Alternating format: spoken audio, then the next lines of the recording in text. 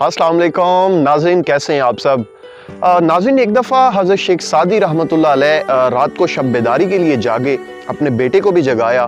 जब दोनों बावुज़ू होकर मुसल्ले पे खड़े होने लगे तो बेटा बाप से कहने लगा, या शेख देखिए, रात का पिछला पहर है, अल्लाह आवाज़ें दे रहा है कोई मुझसे कुछ तलब करने वाला, कुछ चाहने वाला कि मैं उसे अता करूं, और लोग इतने बदनसीब हैं कि ऊँघ रहे हैं, इस वक्त बिल्कुल ख्वाबे गफलत में हैं।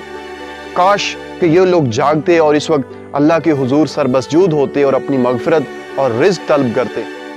तो शेख सादी रहमतुल्लाह अलैह ने अपने बेटे से बड़ी खूबसूरत बात कही, रात के इस वक्त उठकर अगर तुम्हें ये मतलूब था कि तुम लोगों के ऐब जोई करते तो इससे बेहतर था कि तुम सोए रहते।